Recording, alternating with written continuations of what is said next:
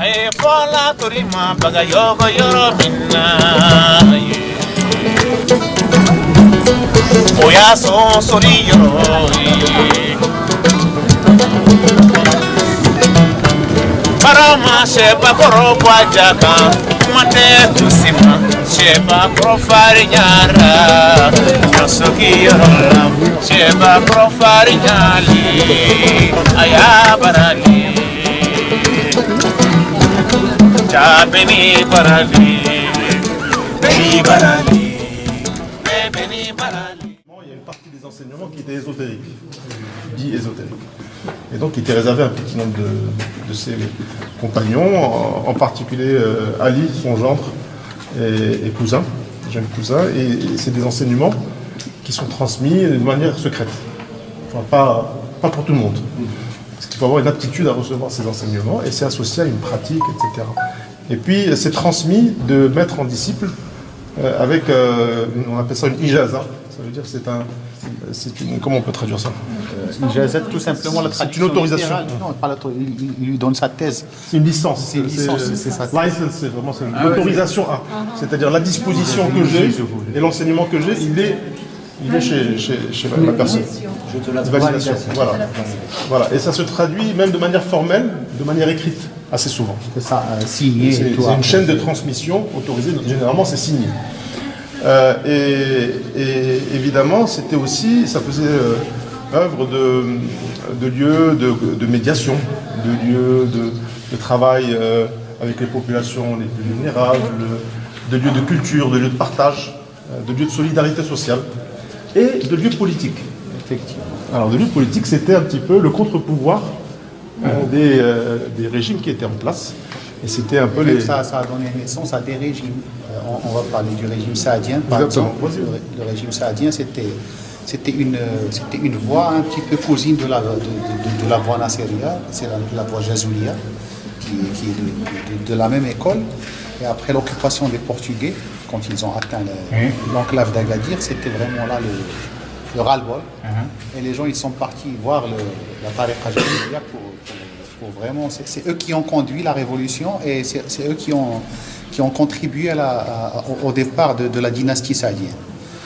Donc c'était aussi un lieu de fabrique de décision, un lieu de réflexion, comme des salons littéraires, comme des salons intellectuels. C'était beaucoup de choses à la fois. Voilà. Et après, certaines ont été dévoyées un petit peu. Donc dans la notion de voie spirituelle, etc., il n'y a pas l'isolation du monde, etc., la mendicité, non. On reste totalement dans le monde et c'est l'ascèse du cœur, c'est-à-dire c'est la retraite intérieure, c'est vraiment le djihad intérieur de l'ego, etc. Et certaines voies, c'est comme si le lieu reste présent, mais l'habitant du lieu est parti, il n'est plus là. Mais il continue à perpétuer des rites de manière un peu sèche. Il n'y a plus la vie. Le Maroc se trouve à la fin du monde connu, notamment dans le XIIIe siècle. Le Maroc, ça veut dire l'Occident. L'Occident musulman. Là où le soleil se couche. Et jusqu'au XIIIe siècle, ces deux voies de l'islam ont vécu en bonne harmonie au Moyen-Orient. Et à un moment, il y a eu cette fracture politique. Et donc, ces grands courants mystiques et ces grands hommes mystiques ont été chassés et ont dû fuir pour pouvoir survivre. Et ils se sont quasiment tous, arrêtés à un moment ou à un autre au Maroc. Et donc, on a beaucoup de... Ça s'est jamais arrêté. Ouais. Ça s'est jamais arrêté. Là, ça s'est jamais arrêté, mais dans le pèlerinage, ils se sont posés, ils se sont localisés. Jusqu'après, c'était l'océan. Oui, ils se sont localisés ici, et c'est le départ des grandes confréries qu'on trouve au Maroc et des grandes toroq. Et l'une des plus grandes confréries qui s'appelle la Chadiliya, qu'on retrouve dans le monde entier, et bien, Chadili était du Maroc. Et un des maîtres du Chadili, c'est le fondateur du Zamia. Et on retrouve, donc ils se sont enfuis, et moi je vais juste ouvrir la parenthèse pour vous parler d'un lieu où s'était réfugié le saint qu'on va visiter aujourd'hui, c'est Cheikh Nasser. Il s'est réfugié en montagne, dans un endroit qui s'appelle Tanarmels. Quand il y a eu des guerres politiques. Et il a construit là-bas, il a ouvert un bain ou une zaouia et un bain qui est chauffé pour le visiteur de passage, le Fomba. Et ce que je veux vous dire, c'est que depuis son passage, donc probablement 13e siècle, Le fondateur, je sais pas. le feu ne s'est jamais éteint. Les familles se relaient ça jusqu'à fait, aujourd'hui pour l'entretenir et le hammam quasiment est toujours 1000 ans ouvert. que le feu est toujours allumé, qu'il est entretenu par la communauté. Et on continue d'accueillir le visiteur de passage. Il peut se laver et passer la nuit dans la zaouia. Donc c'est vraiment des choses qui sont profondément ancrées dans la tradition marocaine, ces lieux d'accueil. Et ici, il y avait aussi la baraka de zaouia dont on parlait tout à l'heure. La bénédiction. Donc les gens malades venaient se soigner ici. Et jusqu'à il n'y a pas longtemps, il y avait énormément, c'est ce que vous expliquez le monsieur, énormément de gens malades, notamment quand il y avait des troubles pour lesquels la médecine ne pouvait rien. Ils venaient demander la baraka et c'est pour ça qu'il y avait une salle des hommes et une salle des femmes. Ils restaient ici jusqu'à ce qu'ils soient soignés, mais sauf qu'il y avait plein de dérives et on a fermé pas mal d'hospices qui étaient reliés à cette zaouia et à d'autres. Voilà, c'était pour compléter. Un autre élément, on pourra en reparler après. Pourquoi le Maroc n'a pas beaucoup pris en termes de radicalité? Ça n'a pas pris. Parce qu'il y a cette culture mystique, spirituelle, soufie, qui existe depuis plus de 1000 ans. Partout. Dans les montagnes, les villages, partout dans le désert, partout. Donc et le Sénégal aussi. La Tijania. Tijania, etc. C'est ces 5 points du couleur différentes qu'on voit là, on va le voir sur la poterie. Regardez, c'est la rose de sable, il y a la jaune de safran, il y a le vert, c'est la avec la peau de grenade. Il y a l'indigo qui met les œufs bleus qui vient du désert qui est dans cette couleur bleue. 5 plantes de couleurs différentes, mais typiques dans les villages qu'on voit partout au Maroc. La poterie verte, c'est qu'on connaît le vert de l'islam, le vert là. C'est fait avec l'eau manganèse. Et la silice, c'est l'acide des cuivres qui est dans cette couleur verte. Dictionnario arabe, dictionnario turc arabe, la littérature, l'histoire de l'Égypte, l'histoire du pèlerinage de la Mecque, Arabie Saoudite, l'histoire de la ville Fès, la grammaire, l'astronomie, la médecine, mathématiques. Al-Jabr. Le fondateur Mohamed Ben Nasser, chaque année pèlerinage, Arabie Saoudite, il a acheté Ramon ici. Le bâtiment nouveau, ce n'est pas ancien à côté, au Maradon. Mais c'est ça. Oui. Alors, la pose gazelle. Celui-là. 1063. 1663. Regarde. Islamique, 483. À Cordoba, Andalusia.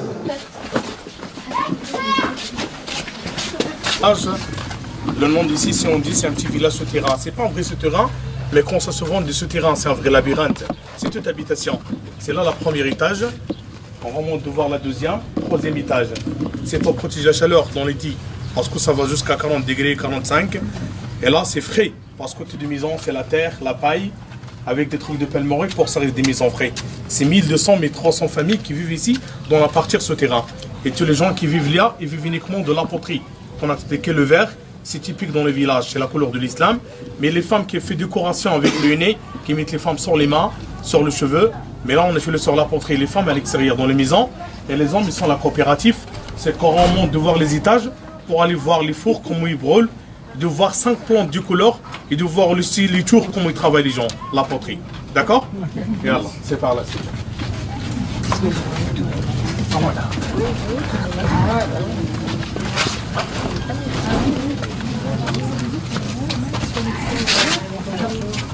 On commence par bonjour.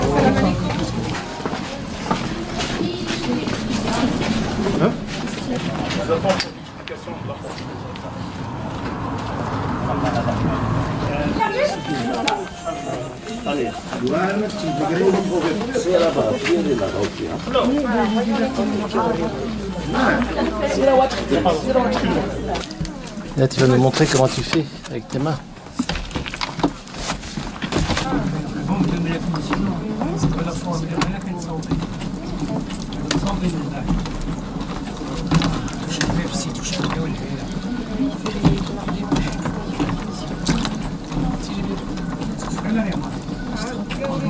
Du papa, ils ont fait avec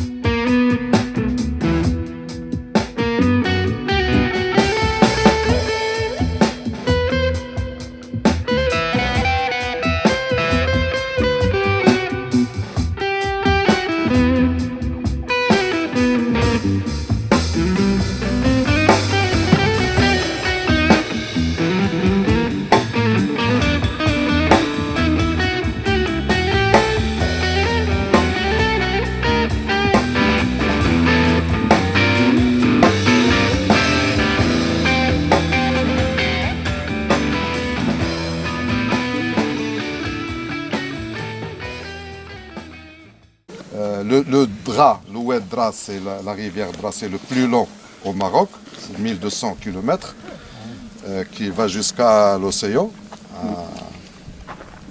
à Tantan. Et évidemment qui est la source qui irrigue toute la palmeraie de la vallée du Dra. Et la palmeraie, c'est la source, vraiment, les dattes, c'est la principale source économique de la région. Et aussi, quand on parle en termes de changement climatique, c'est les palmiers dattiers et le principal puits de carbone et ressources qui bloquent la désertification. Et avec le tamaris, évidemment, le tamaris et l'acacia. C'est les trois arbres qui résistent à la sécheresse et à la désertification. Nous, on mène une action un petit peu particulière, assez localisée au niveau d'un petit village qui se retrouve dans le sud-est du Maroc, pas loin de Ouarzazate. Et je vais peut-être parler directement de résilience parce que c'est un terme qui me parle beaucoup. Ouais. Et quand on est venu dans ce village, moi j'avais des souvenirs d'enfance extraordinaires, de partage, de bonne intelligence avec la nature, de partage équitable de l'eau, d'ouverture et non pas de fermeture. Donc cette manière qui ressemble énormément à la manière de vivre ensemble des Oasiens aussi, des gens qui vivent dans ces magnifiques oasis. Et tout se perdait. Les portes se fermaient, les gens devenaient de plus en plus individualistes. La notion de la possession de la terre était de plus en plus présente. Donc on possédait les lieux, on possédait la terre, on possédait l'eau, on possédait les plantes. Et on rentrait dans une logique qui est une logique totalement d'aujourd'hui qu'on retrouve dans les villes, qui est moi d'abord, la communauté, on verra ensuite. Et donc, j'étais très triste de cet état de fait. Voilà. Je trouve que c'était pas bien. Hein. Pas d'accord. Je me permets de faire une nuance. Ce qu'il dit. Et quand on a commencé le travail, on l'a fait de manière extrêmement intuitive et c'était juste redonner de la valeur à ce que moi j'avais adoré petite, à cette intelligence du vivre ensemble, à cette intelligence du vivre ensemble entre nous les humains, mais aussi avec la nature. Et le Ksar d'Aït Venado est magnifique dans le sens où, dans l'architecture, on construit avec la nature et non pas contre la nature. Donc on profite du peu de soleil qu'il y a quand il fait froid et on s'en protège quand il fait très chaud aussi. Donc on arrive à jongler et à tirer le meilleur parti de la nature. Dans l'habitat, dans l'irrigation aussi, l'eau est un bien commun qui était considéré comme tel jusqu'à il n'y a pas longtemps, avant de devenir des tentatives de faire des forages individuels, de profiter de l'eau comme étant un bien personnel. Et donc refaire ressurgir toutes ces bonnes pratiques que nous voyons dans alors je dis moi, mais c'est un raccourci. Nous sommes tout un groupe de citoyens engagés. Hicham est mon compagnon de vie, mais il est aussi le président de notre association. Et c'est notre système de valeurs. Nous considérons que le fait d'avoir conscience que nous faisons partie d'un tout, que nous devons protéger ce qui nous porte. La nature nous donne de quoi vivre, mais si on lui demande trop, on l'épuise et finalement on n'a plus de quoi vivre. Prendre juste ce qui est nécessaire pour pouvoir en laisser aux autres, notamment aux habitants de la nature. Donc, il y avait des serpents, il n'y en a plus. Il y avait des ibis chauves, il y avait des aigles, il n'y en a pratiquement plus. Les cigognes sont partis parce qu'on ne leur laisse plus rien. Donc il y avait des arbres où on prenait un petit peu, mais on en laissait. Là on a de la luzerne parce qu'il faut donner au bétail qui est dans la grange pour pouvoir produire le plus de lait ou le plus de viande possible pour pouvoir vendre, pour ramener de l'argent. Et donc nous ne laissons plus rien à ce qui nous entoure. Et au fait, on est en train de se tuer tranquillement sans en avoir aucune conscience.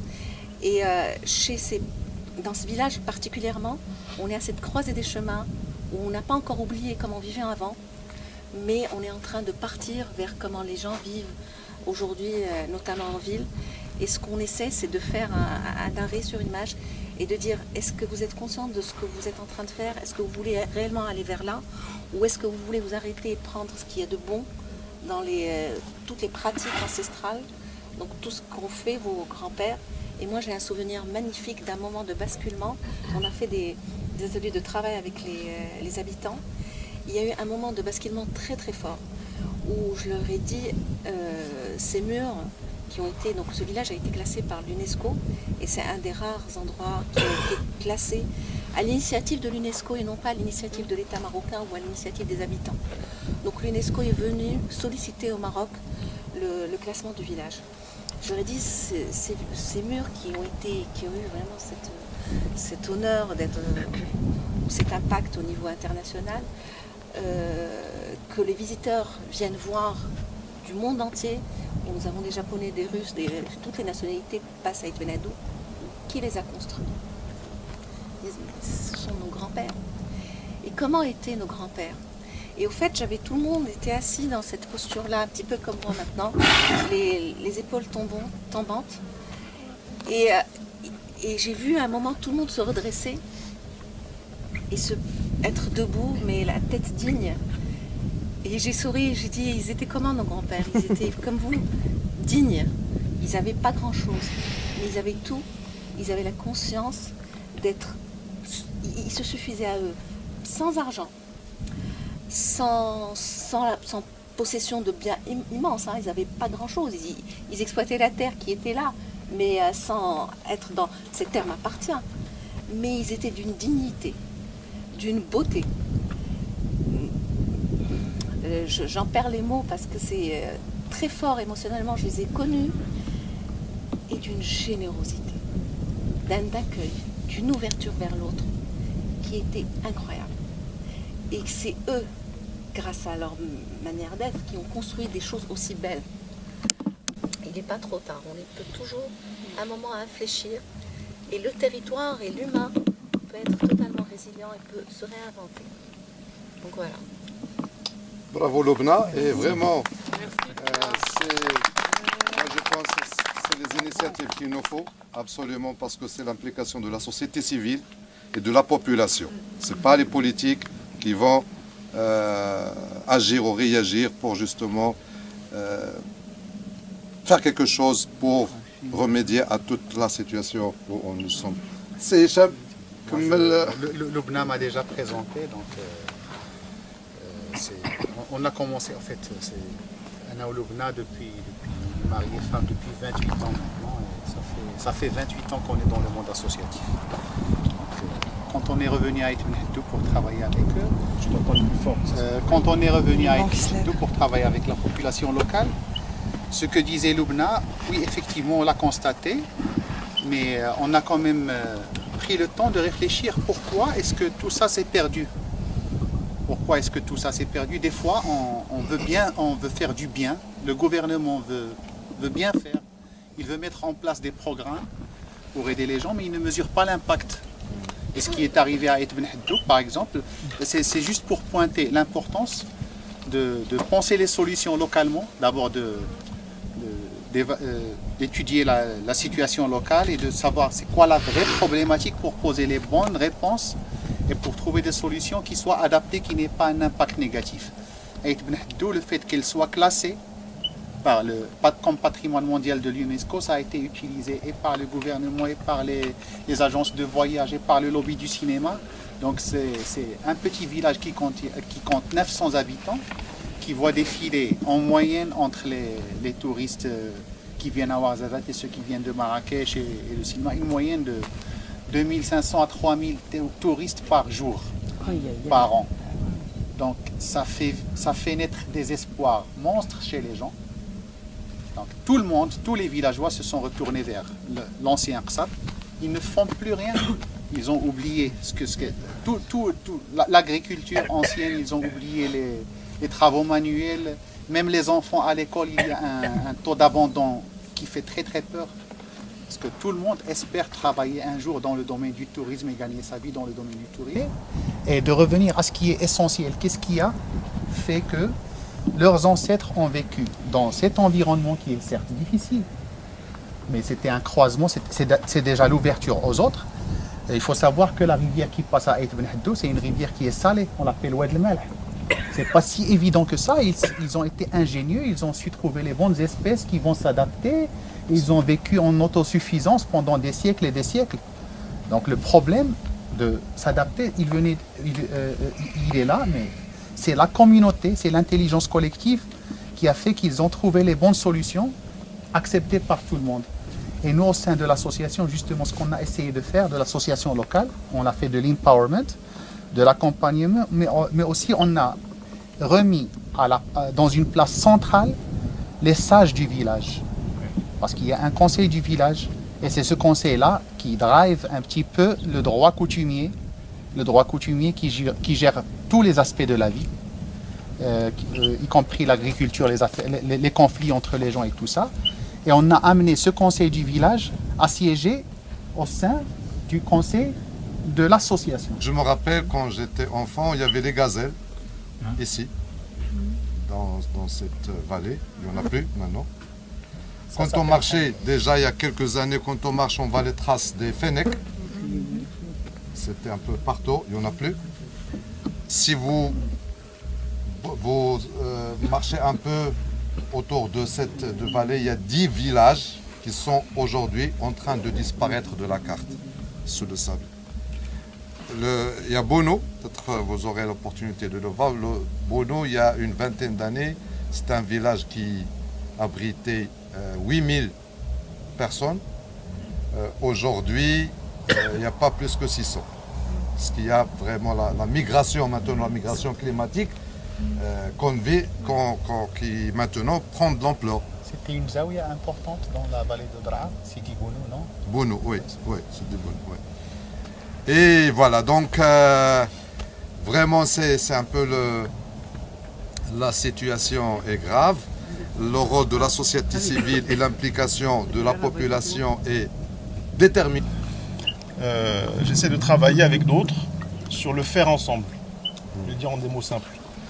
C'est-à-dire comment on peut faire des choses ensemble. Le faire, il faut le souligner en rouge.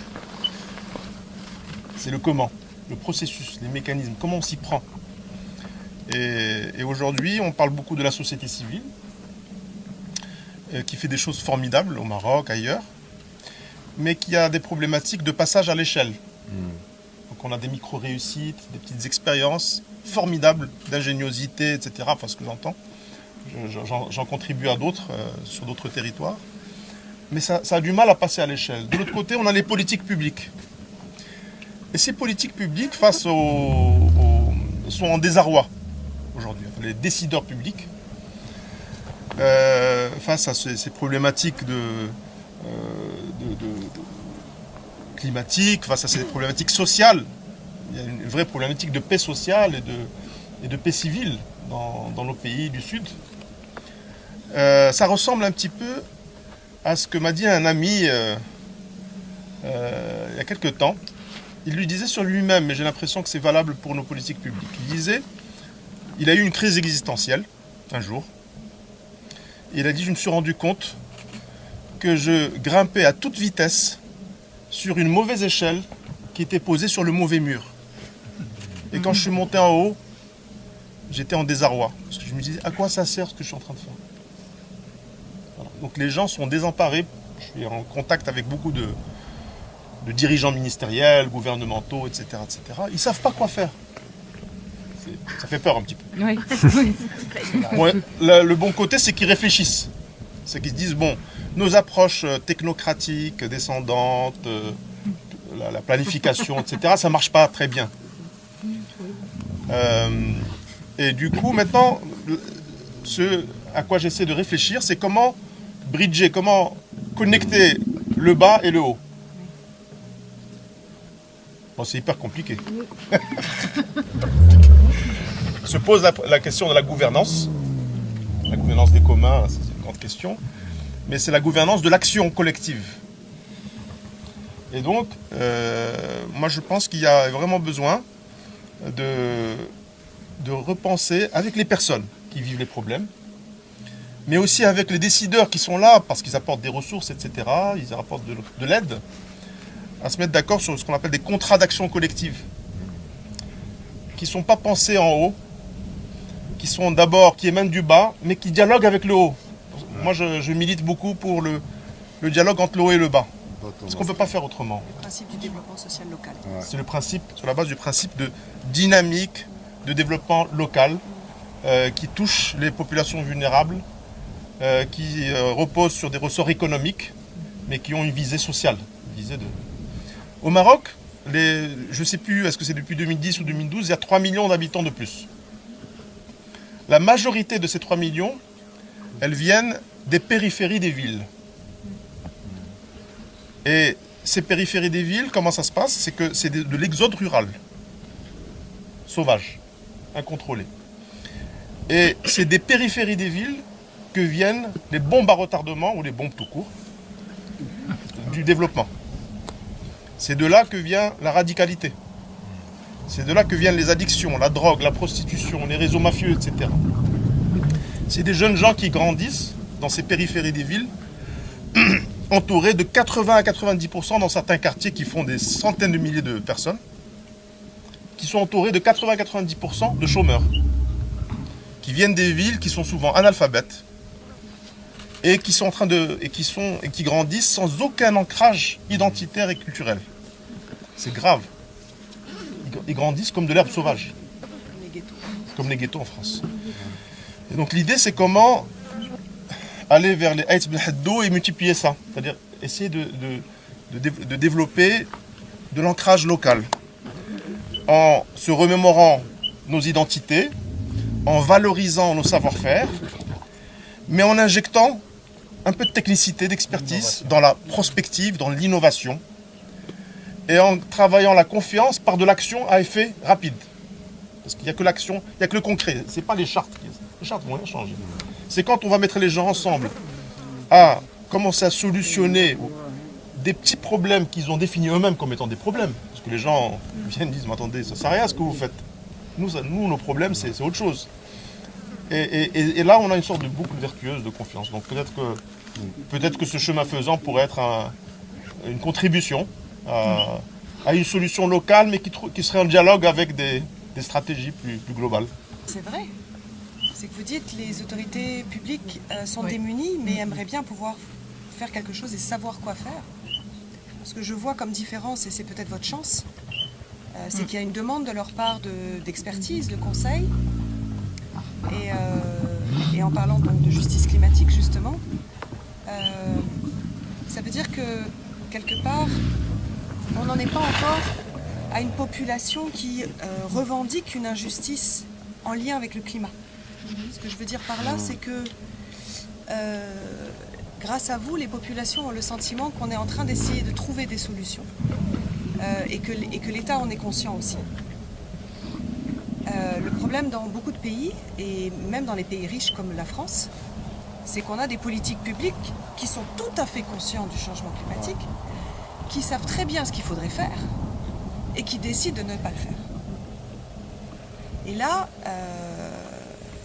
vous citiez Trump, et je crois qu'on est vraiment face à une situation où si on doit effectivement travailler sur la résilience des territoires, mais il y a un moment donné où il faut nommer aussi les responsables du changement climatique et de cette situation. On est tous un petit peu, mais je discutais tout à l'heure, il faut se souvenir quand même qu'il y a 100 entreprises dans le monde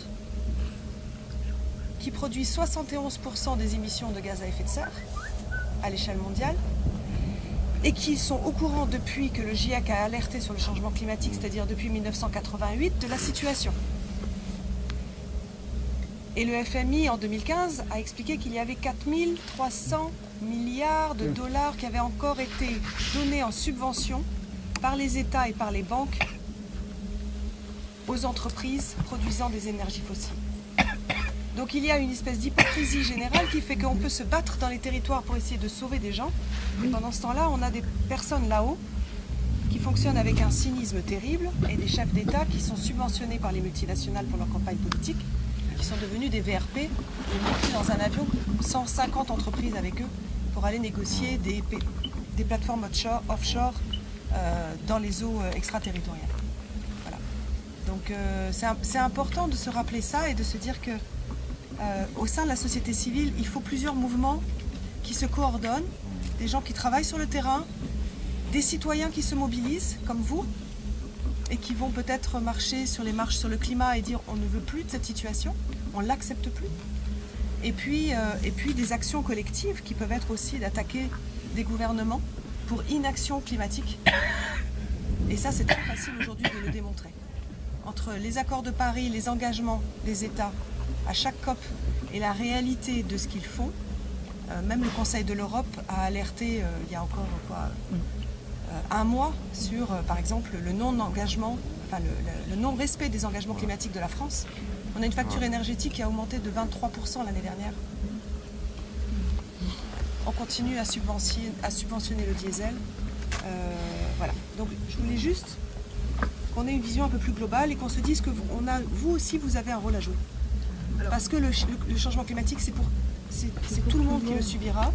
Et je vous rappelle les chiffres, on attend quand même 250 millions de réfugiés climatiques d'ici 2020, 60 millions venant, d'ici 2050, pardon, 60 millions venant d'Afrique de l'Ouest probablement d'ici 3-4 ans. Et les premiers pays qui vont être touchés, ça va être le Maroc, ça va être l'Algérie, parce qu'ils vont d'abord arriver là avant d'arriver à passer. Et ça, on en parlera demain, mais voilà, il y a un vrai risque de chaos.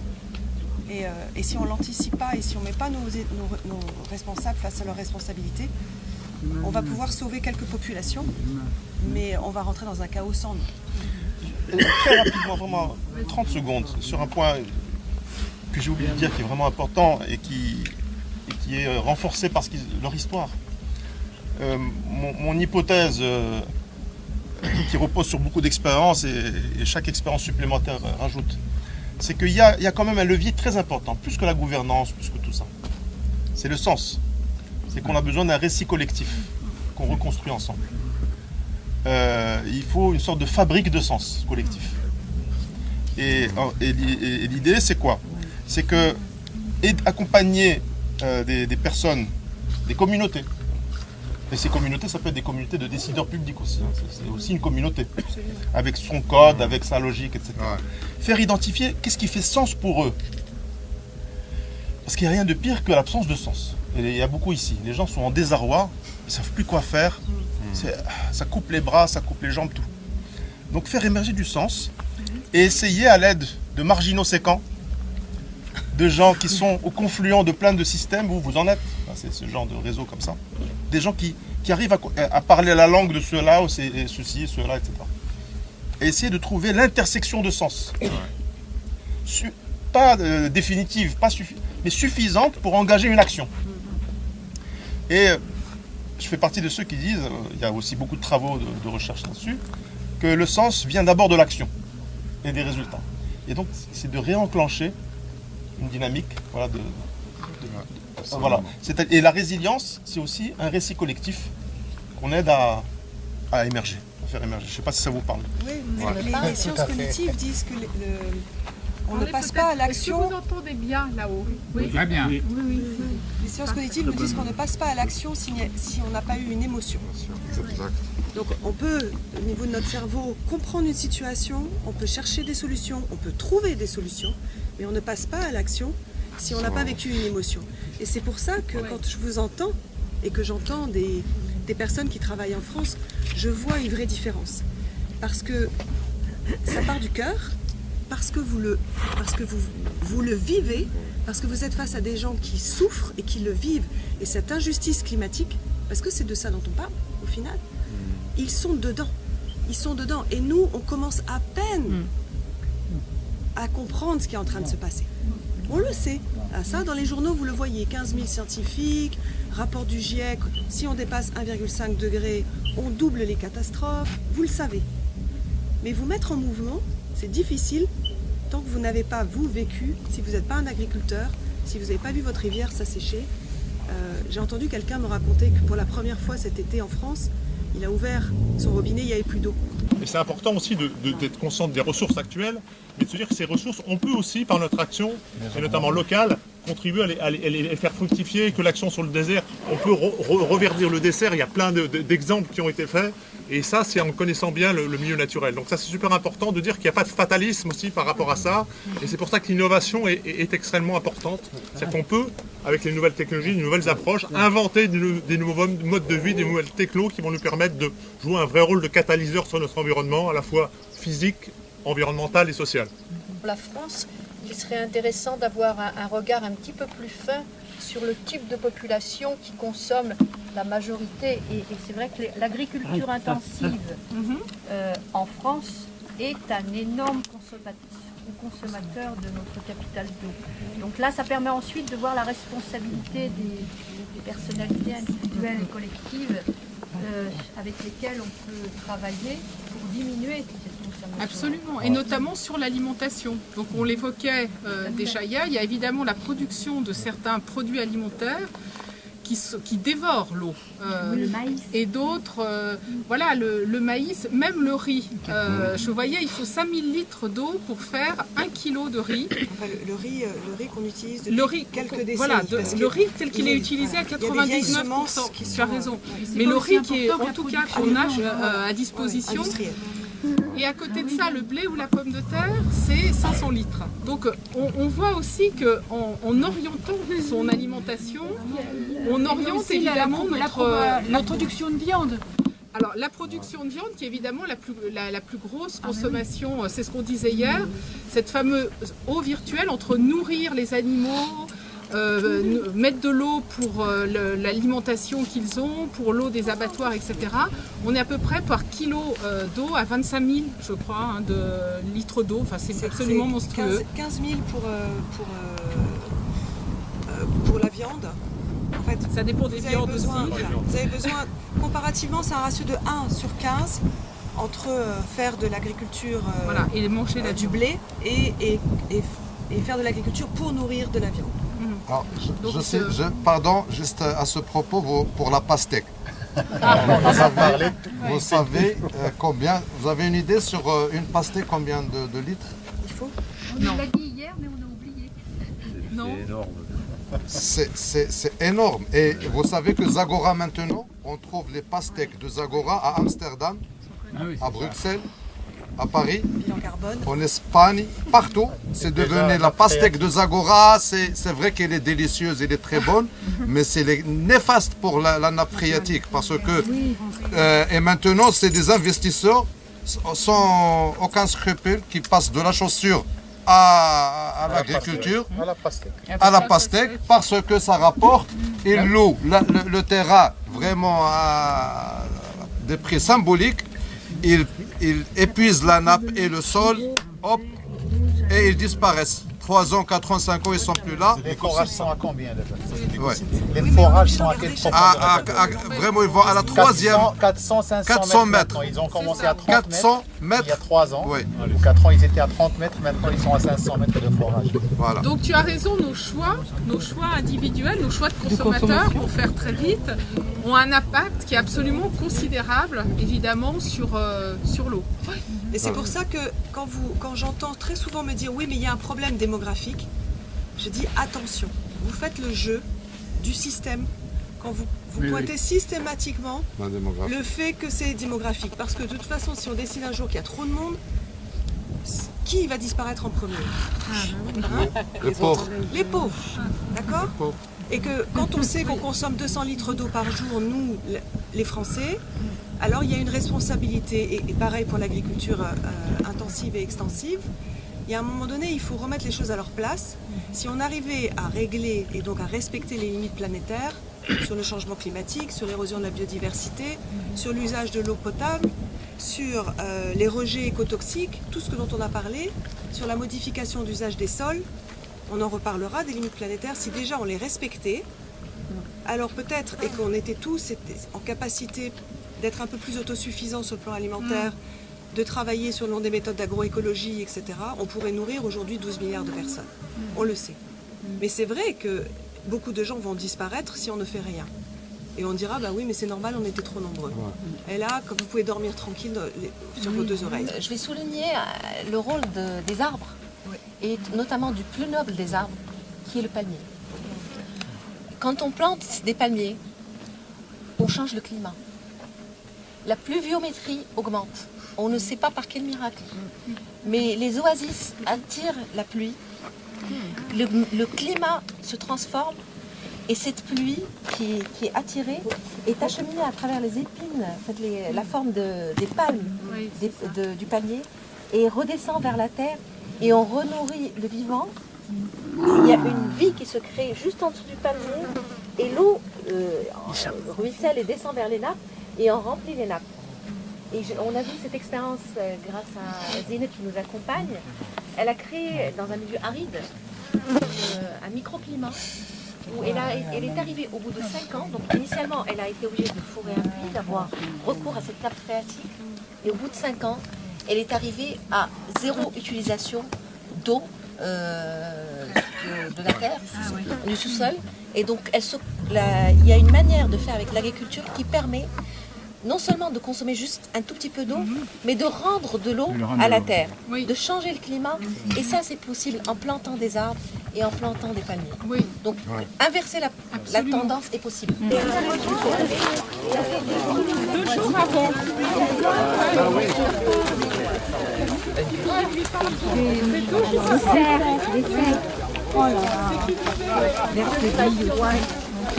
Et tout ça pour manger des fraises pour Noël. مش يا سيدي من ناحية كاين وقتو ولكن هذاك من قديم الزمان ياك son expérience qu'à l'époque où il faisait où il partait en caravane de Zagora jusqu'à Timbuktu, où ça leur prenait 45 jours. Ils prenaient une dizaine de chameaux. La caravane est composée d'une dizaine de chameaux et de 5 personnes. Il y a 5 les chameaux, c'est pour charger la marchandise, essentiellement le thé et le sucre, qu'il n'y avait pas là-bas au Mali, à Tombouctou. Là-bas, en échange, ils ramenaient le tissu et essentiellement, c'est tous les vêtements de nomades, les châches et les darraïa. Ils ramenaient aussi tous les équipements pour les chameaux, le cordon là, qu'on appelle tassoufra, et ça c'est artisanal, c'est fabriqué là-bas, à Tombouctou. Alors pour s'orienter, quand il commence à marcher le matin, il marche toute la journée, il s'arrête une fois par journée. Et comment il s'orienter, c'est avec le soleil. Quand ils partent, ils doivent toujours laisser le soleil à l'est. Et ils font attention parce que s'ils vont un peu trop à droite, ils se perdent. Le soleil à gauche. Et au début de la journée, le soleil reste à gauche et en fin de la journée, le soleil reste à droite. بالليل يا سيدي كاينه واحد النجوم نقول لهم احنا العقرب كيكونوا لها الدركسيون. Alors la nuit, le repère, c'est les étoiles. Alors ils s'orientent avec le repère, c'est 7 étoiles, surtout une qui s'appelle Belhadi. Oui, et qui ne bouge pas. Alors de retour, c'est cette étoile-là avec quoi il repère le Maroc. Pour eux, c'est ça le Maroc, c'est cette étoile qui se lève. Pour qu'ils prennent comme repère pour reprendre chemin de retour. وملي كتكونوا في الطريق وكتحبسوا كتحبسوا خاصك سيدي كيهزوا جهه شي غير الروز يطيبوا خفيف يطيبوا الروز طيابو تعرف ساهل خفيف ويهزوا سيدي وكاين شي بلايص حتى الجمال كيرفدوا عليهم الصباط واحد الشجره حنا كنقول لها الصباط كتهرب من الرمله حتى الجمال كيفضلوا ما ياكلوا ذاك الزمان حتى الشعير قليل. Alors pour se nourrir, ils faisaient très attention et prenaient le riz parce que c'est léger et c'est un peu consistant. Et donc pour eux, pour les hommes, c'est avec le riz. Et même pour les chameaux, ils ne prennent pas l'orge parce que c'est lourd. Et donc ils prennent des plantes, des buissons qui sont légers et qui nourrissent les chameaux. Parce qu'ils ne peuvent pas, vraiment très important à la charge qu'ils portent sur les chameaux. Voilà. Des cloches qui continuent, chaque fois ils bougent, ils font du bruit. Comme ça pour avoir toujours... Quand il n'y a plus de bruit, ça veut dire qu'il y a un problème. Ouais. Ils se sont trop éloignés. Ouais, c'est qu'ils se sont perdus. Alors pour l'eau, ils se déplacent vers le puits. Il y a des puits un peu sur tout l'itinéraire. Et ils savent où il y a exactement, ils sont situés. Et ils s'arrêtent. Quand ils trouvent le puits, ils s'arrêtent pour où ça pouvait, les dromadaires et eux, et pour se reposer aussi. Parfois, ils profitent pour rester une journée entière juste au point d'eau pour se reposer, boire et prendre l'eau, et puis ils partent. Si vous avez des questions à demander comme ça. Oui, la marche à pied pour eux et le portage par le chameau. Parce que quand le chameau est très chargé de denrées, est-ce qu'ils sont obligés de marcher plus souvent à pied, tu vois? واش نتوما دروك تركبوا على الجمال ولا ديما تمشوا على رجليكم؟ نركبوا على الجمال، اللي عيا يركب على الجمال. Quand ils sont fatigués, celui qui est fatigué, il monte sur le dromadaire. Mais en temps normal, il marche. C'est le tourisme.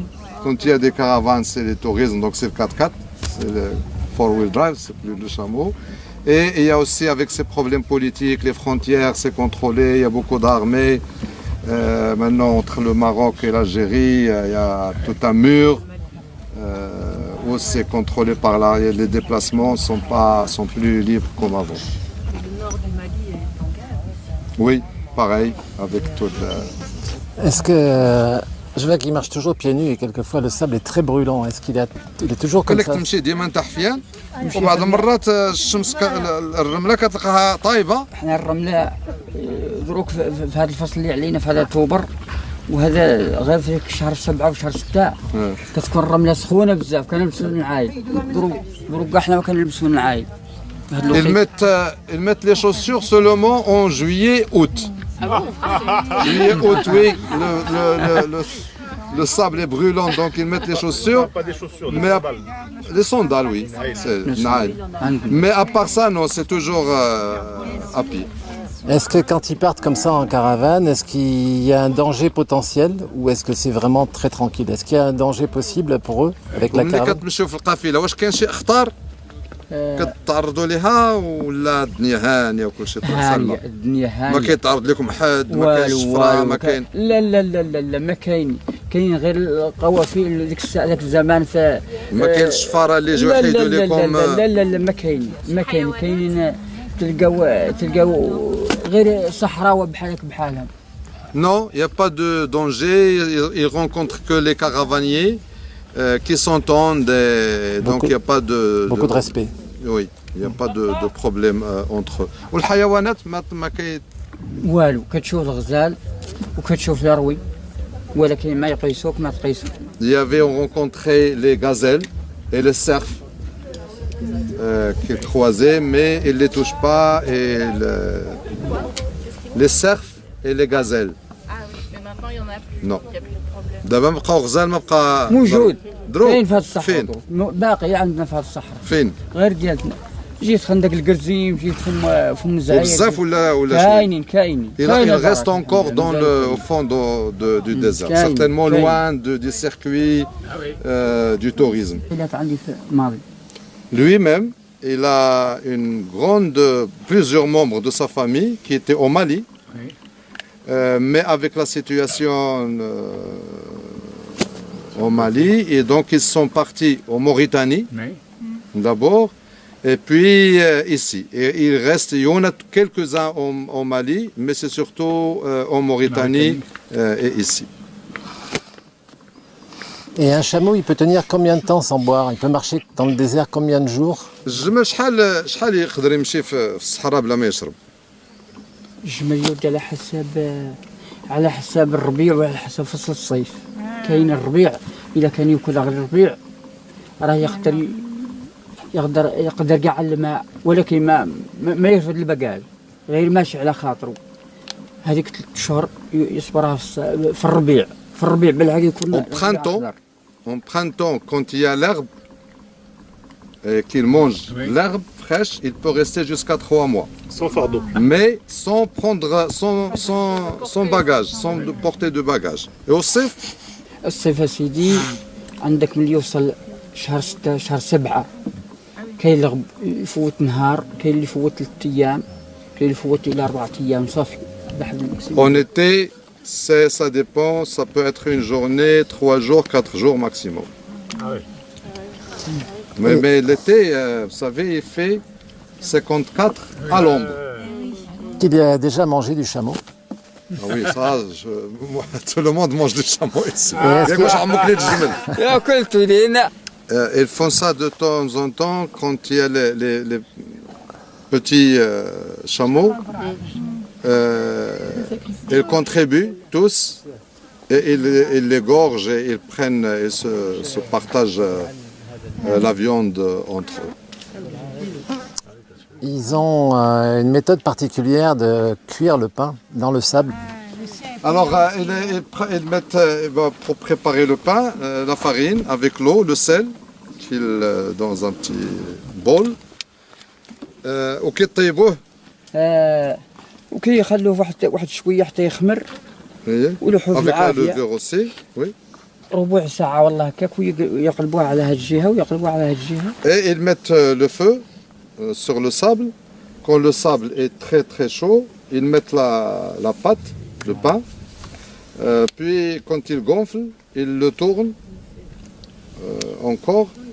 Et voilà, quand ça gonfle, ça y est, il est cuit. Et quand on cuit le pain dans le sable, juste on le secoue comme ça, et puis il n'y a pas un seul grain de sable qui reste collé. Mais il n'est pas dans le sable, il est sur le sable. Oui, oui.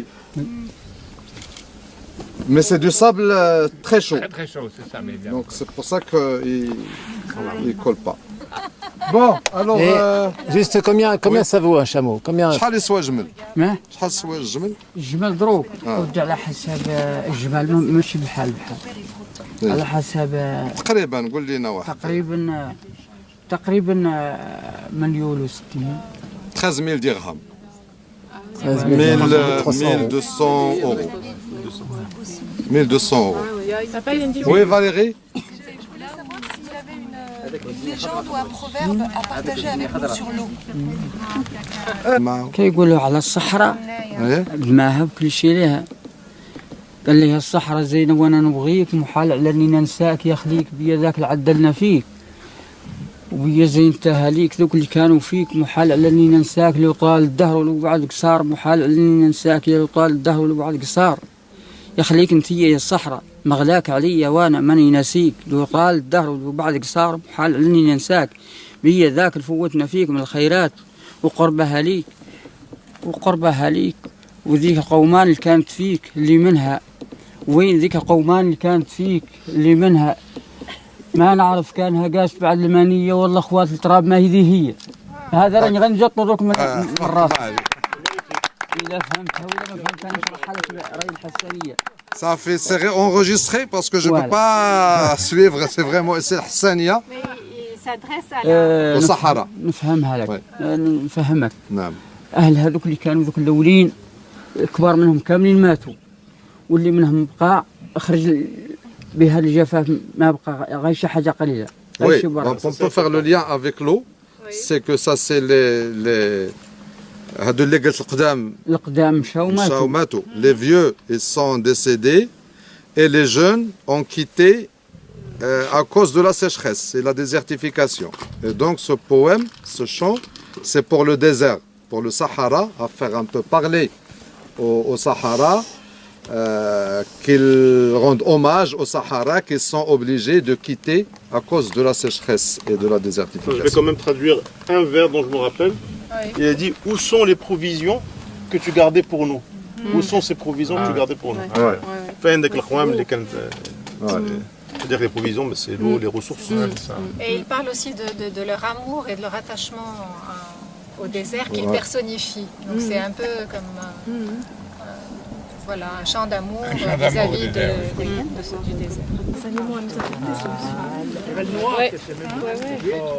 C'est sûr. Chemin faisant à dos de chameau.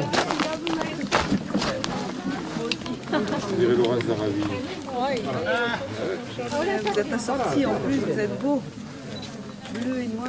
Et c'est pas n'importe quel caravanier, hein? Ça y est, on s'en va. Ah oui, tu connaissais déjà?